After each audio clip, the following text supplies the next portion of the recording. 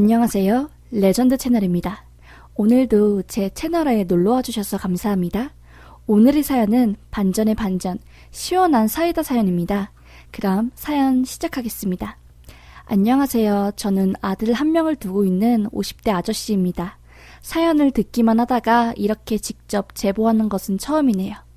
저에게는 5살 연하의 아내와 성인인 아들 한 명이 있습니다. 젊은 시절 대한민국에서 최고라고 불려지는 대학교들 중 한 곳에 입학을 했어요. 제가 정말로 원하는 과에 가서 즐겁게 공부를 했지요. 그 덕분인지 대학 시절 내내 장학금을 받고 다녔어요. 사실 저는 학문에 뜻이 있어서 전공을 살려 대학원까지 가고 싶었습니다. 하지만 미래에 대한 불안정 때문에 전공 교수님이 추천해주신 회사에 입사를 하게 되었죠.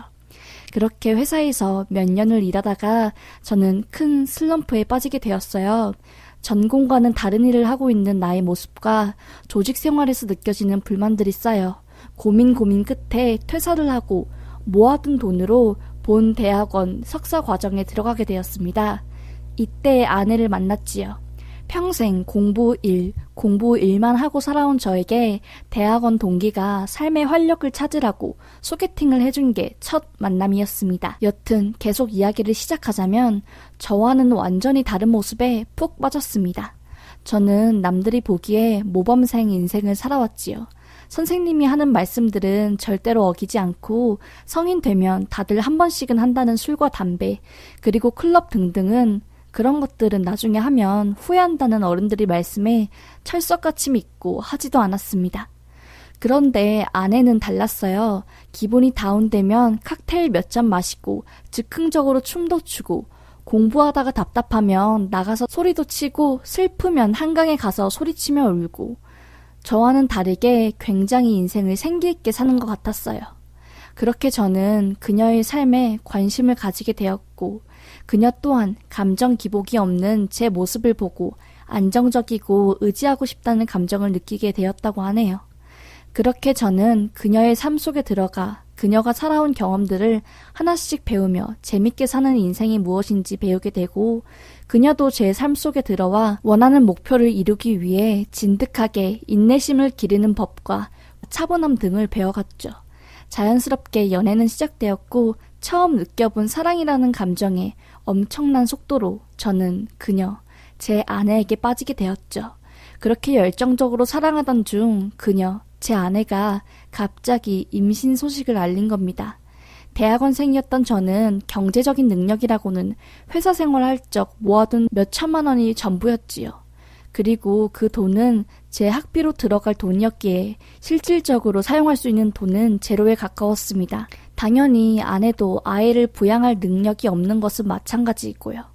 둘 다 아이를 지우고 싶은 마음은 없었습니다. 아내도 어떻게 내 새끼를 지우냐며 키우자고 하였고 저도 그런 아내의 의견에 이견이 없었고요. 몇 날 며칠 고민한 후 결국 저는 부모님께 이 모든 사실을 말했습니다. 부모님은 처음에 대체 아랫도리로 책임감 없이 여자를 함부로 임신시키냐면서 굉장히 화를 내셨죠. 제 입장에서는 피임은 당연히 했지만 100%는 없다고 생각했기에 억울했지만 부모님 말씀도 맞는 말이니 묵묵히 듣고 있었습니다. 결국 부모님은 제가 학교를 졸업하고 사회적으로 자리를 잡을 때까지 경제적인 지원을 해주시기로 했고 서울에 있는 아파트 한 채를 저희 부부 보금자리로 내어주셨습니다. 다행히 부모님께서 경제적인 능력이 넉넉하셨기에 부족함 없이 아이를 키웠습니다. 혼인신고만 하고 식을 안 올린 채로 아이를 키우기 시작하였죠. 활발하고 밖에 돌아다니길 좋아하는 아내도 아이를 잘 키우기 위해서 집에서 본격적인 육아에 돌입했고요. 그렇게 무사히 아이가 초등학교에 들어가게 될 무렵 일이 터졌습니다. 아내가 초등학교 동창들과 연락이 닿았다면서 동창회를 갔다 오겠다고 하는 겁니다. 본인도 아이를 키우면서 사람들을 잘 못 만나며 몇 년을 지냈고 이제 아이도 초등학교를 갔으니 친구들 좀 만나고 싶다고 하더라고요. 더더욱 정말 자기가 꼭 보고 싶었던 친구가 이번 모임에 나온다고 강조를 하더라고요. 저는 당연히 좋다고 찬성했습니다. 제가 아무리 육아를 도와줬어도 여자들이 아이를 키우는 게 얼마나 힘든지 옆에서 보았기에 뭐든 해주고 싶었기 때문이죠. 학교를 졸업해서 자리를 잡고 돈을 벌기 시작하면서 아내에게 일주일에 한 번씩 옷도 사주고 근사하게 데이트 시간도 가졌지만 내가 아직 부족하구나 생각했기에 아내가 동창회에 갈 옷도 함께 골라주었습니다. 그렇게 아내는 동창회를 갔다 왔습니다. 그런데 그때부터 아내가 180도 변했지요. 전보다 훨씬 활기차고 싱글벙글 웃는 아내의 모습에 저는 연애 시절로 돌아간 것만 같아서 좋았습니다. 약속도 자주 가길래 원래 활기찬 아내의 모습으로 돌아왔구나 생각했는데 순진한 저의 착각이었죠. 시간이 흐를수록 도를 지나치더라고요. 전업주부인 아내가 하교한 아이를 챙기지도 않고 밖에서 나가 노느라 애를 굶기는 건 기본이었고요. 점점 퇴근하는 저와 비슷한 시간에 들어오더니 아예 밤 늦게 들어오는 적도 점점 많아졌습니다. 아내에게 한마디 했죠. 자기야, 요즘 친구들 만나느라 바쁘고 그런 거는 전부 내가 이해할 수 있는데 애 밥도 안 챙겨주고 바쁘면 간식이라도 사놓고 가던가 해야지. 애가 나한테 전화와서 배고프다고 하게 만드는 건 좀 아니지 않아? 자기가 회사를 다니는 것도 아니고 라고 하자 아내는 알겠어. 초등학생인데 알아서 차려 먹을 나이 됐잖아. 나도 내 생활이 있고 알겠으니까 이런 걸로 더 이상 나한테 말 꺼내지 마. 라고 하더라고요. 그래도 뭔가 찝찝했습니다. 예전과는 다른 아내의 태도와 알 수 없는 묘한 기운이 도는 가운데 아내가 또 밤에 늦게 들어오더라고요. 약속 때문에 늦는다는 말 한마디 와요. 그렇게 거실에서 TV를 보며 아내를 기다리고 있는데 아들이 저한테 말을 걸더라고요. 엄마 왜 안 와? 엄마가 많이 바쁘대. 성빈이 엄마 기다리지 말고 방에 가서 자자. 라고 하자 아들이 무언가 할 말이 있는 듯 입을 꿈틀대다가 눈에 눈물이 살짝 고인 채로 입을 열더라고요. 아빠, 엄마 남자친구 생긴 것 같아. 나 맨날 학교 끝나고 집에 오면 안방에서 문 닫고 어떤 사람이랑 통화해. 한 번은 내가 뭔지도 모르고 안방에서 통화하더라고. 자기야, 보고 싶다. 우리 몇 시에 만날까? 내가 자기 쪽으로 갈게. 이랬어. 그리고 또 나 엄마 핸드폰으로 게임하는데 메시지로 자기 보고 싶다 사랑해. 요즘 너 있어서 살맛나네. 이런 문자 메시지도 왔어. 아빠 우리 어떡해? 엄마가 나 버리는 거 아니야? 나 무서워. 하면서 마지막에는 울음을 터뜨리더라고요. 네. 저는 아들의 입을 통해서 제 아내가 바람났다는 사실을 알게 되었습니다. 아들한테는 엄마 남자친구 생긴 거 아니라고 친한 분이라서 그렇게 말하는 거라고 안심을 시키고 재웠습니다. 엄마는 절대로 너를 떠날 일이 없고 무슨 일이 있어도 엄마랑 아빠랑 성빈이 우리 셋이 알콩달콩하게 살 거라고 했죠. 다행히 아들은 마음이 놓였는지 잠에 들었고요. 아내가 바람났다는 사실을 알게 되고 배신감과 분노 그리고 허탈함이 온몸을 지배했지만 아직 어린 아이도 있는데 이혼은 차마 못하겠더라고요. 차라리 내가 감수하며 살고 말지. 아직 엄마가 필요한 아이한테 상처를 주고 싶지는 않았습니다. 그렇게 아내가 집에 들어오고 저는 아내에게 딴 남자 만나는 거 안다고 말했습니다. 아내는 황당해하면서 무슨 말을 그렇게 하냐면서 서운하다고 왜 자기를 의심하냐고 발뺌을 하더라고요. 당신 성빈이 집에 온 것도 모르고 남자랑 통화하는 거 성빈이가 다 들었어. 애가 뭐라는 줄 알아? 당신이 자기 떠나면 어떡하냐고 펑펑 울더라. 당신 핸드폰 내놔. 안 내놓으면 이혼이야. 라고 하니 아무 말 못하고 얼굴이 굳더라고요. 강제로 제가 아내의 핸드폰을 뺏었고 상간남으로 추정되는 남자에게 전화를 걸어서 쌍욕을 해줬습니다. 야 이 새끼야, 너 내 마누라랑 바람난 거 내가 모를 줄 알았니? 이 나이 처먹고 초등학생 키우는 아이 엄마한테 대시하고 싶디? 너 내 아내 유부녀인 거 알고 만났으니까 이거 소송 걸면 너 상간남으로 평생 꼬리표 달고 다니는 거야. 나 너랑 내 아내 통신기록 메시지 전부 출력해 놓을 거다. 한 번만 내 아내 다시 만나면 너 내 손에서 숨통이 끊어질 줄 알아라. 라고 하고 끊었습니다.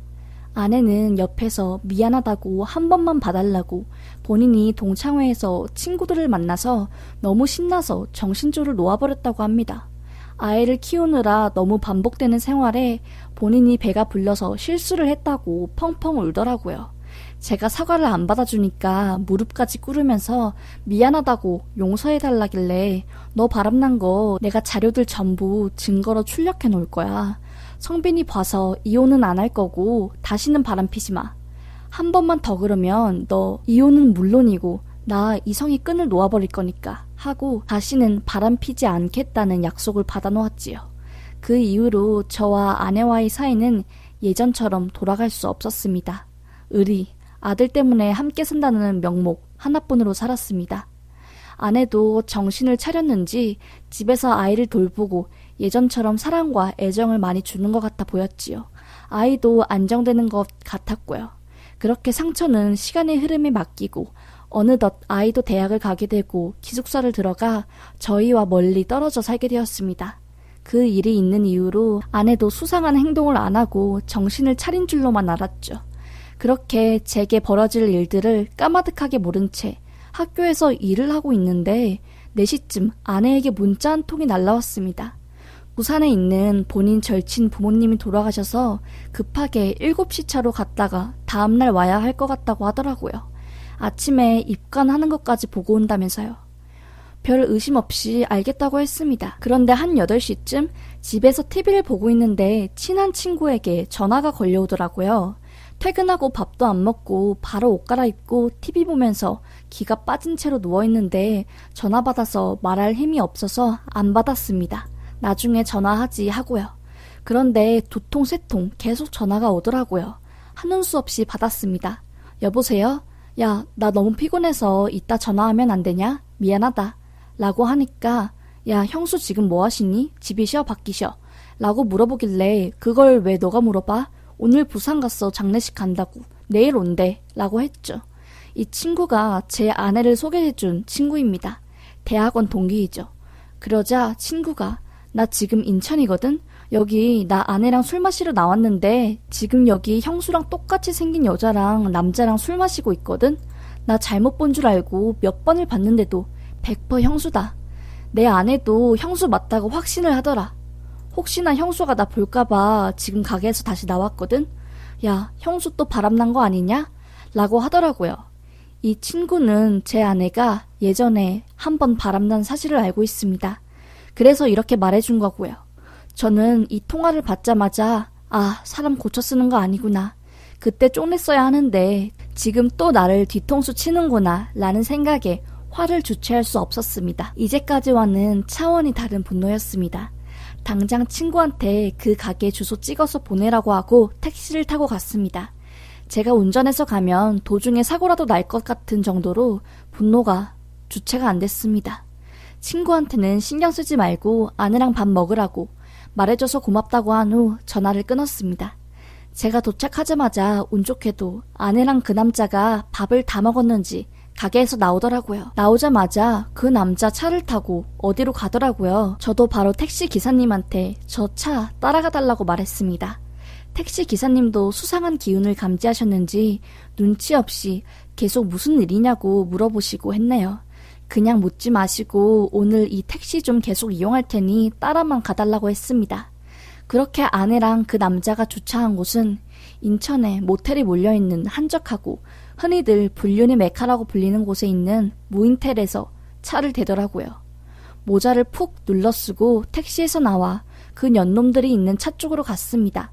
그렇게 그 연놈들이 타고 있는 차 문이 열릴 때까지를 기다리다가 그 새끼가 차 문을 열자마자 주먹을 날렸습니다. 저보다 훨씬 덩치도 크고 힘도 세 보였는데 그런 거 상관할 처지가 아니었습니다. 선빵을 날린 후 넘어진 상간남 위에 올라타 분이 풀릴 때까지 때렸습니다. 당연히 그 과정에서 저도 맞아서 입술이 터졌고요. 그렇게 때리고 맞기를 몇 분, 상간남 위에서 일어나 차 안에서 고개를 가만히 떨구고 있는 아내를 끌어내렸습니다. 쌍욕을 퍼부었습니다. 한 번 바람난 년 고쳐 쓰는 거 아니라더니 넌 10년이 흘러도 그 버릇 못 고치니? 이제 애 대학 가고 애 키울 필요 없으니 다시 바람핀다 이거니? 최소한 나한테 들킬 일은 없게 해야지. 성지한테 네 바람피는 것 같다고 전화 받은 나는 무슨 개창피냐? 대체 어디서 그렇게 남자를 만나고 다니니? 내가 못해준 게 뭐야? 한눈 안 팔고 너랑 애한테만 충실하고 너 가방 사달라는 거 다 사주고 진짜 너무하다. 너 징하다. 라고 하니 아내는 자기야 그런 게 아니라 나랑 이야기 좀 하자 라고 하더라고요. 정말 악어의 눈물이 고이는 아내의 얼굴을 보고 있자니 그 얼굴에 속아 넘어갔던 과거의 제가 너무 화가 나고 아내가 미워 귀 싸대기를 한 대 날리고 싶었지만 꾹 참고 이 시간부로 다시는 들어오지 말고 너 짐이며 뭐며 싹 다 버릴 거니까 알아서 하라고 했습니다. 그 상간놈에게도 폭행으로 나 고소하고 나도 너 상간남 위자료 소송 싹 다 걸 테니 알아서 해 라고 소리치고 아까 탔던 택시를 타고 집으로 갔습니다. 집으로 가는 내내 분노의 눈물이 흐르더라고요. 집으로 가서도 분이 안 삭혀 제가 사줬던 아내의 가방들을 모조리 다시는 쓸 수 없게 가위로 다 잘라버렸습니다. 약지에 끼고 있던 반지도 빼서 창밖으로 던져버렸고요. 그렇게 아내와 연을 끊고 저는 아내와 이혼 소송을 했습니다. 정신적 피해보상 위자료 그리고 상간남에 대한 소송도 진행하였습니다. 글을 쓰고 있는 지금은 법적으로 완전한 남남이 되었고 이혼 소송 중 또 다시 아내가 악어의 눈물을 흘리며 용서해달라고 뻔뻔하게 연락을 하길래 마음이 흔들리지 않게 다시 한번 욕을 퍼부어 주었고요. 이혼 소송을 하게 되면서 이 사실을 아들에게 말하였고 아들은 큰 충격을 받았는지 기숙사에 있으면서 저에게 자주 전화가 오더라고요. 아들이 걱정되어 일주일에 한 번씩 아들이 집으로 와서 정신과에 가서 함께 심리상담을 받고 있습니다. 상담을 하며 아들이 불안장애가 약간 있다고 하더라고요. 참 마음이 아팠습니다. 여튼 그렇게 결국 2번이나 바람난 아내와의 관계를 정리하였고 현재 일주일에 한 번씩 아들과 만나 상담을 받고 밥을 먹으면서 지내고 있네요. 마음이 참 씁쓸하면서도 진작에 이렇게 연을 끊을 걸 싶습니다. 라는 사연이었습니다. 사연을 읽으면서 참 마음이 아프고 아렸습니다. 아이를 위해서 용서를 했지만 그런 아내가 또 바람을 피다니 참 너무하다는 생각이 듭니다. 사연자분이 담담하게 글을 써내려 갔지만 실제로 속은 얼마나 새까맣게 탔을지 감히 상상도 안 가네요. 부디 그 상처에 새살이 돋아 치유하고 이제는 사연자분이 인생을 찾아가셨으면 좋겠습니다. 그럼 오늘도 레전드 사연을 시청해주셔서 감사합니다. 레전드 사연은 대한민국의 모든 갈등이 해결되는 그날까지 함께 동행하겠습니다. 감사합니다.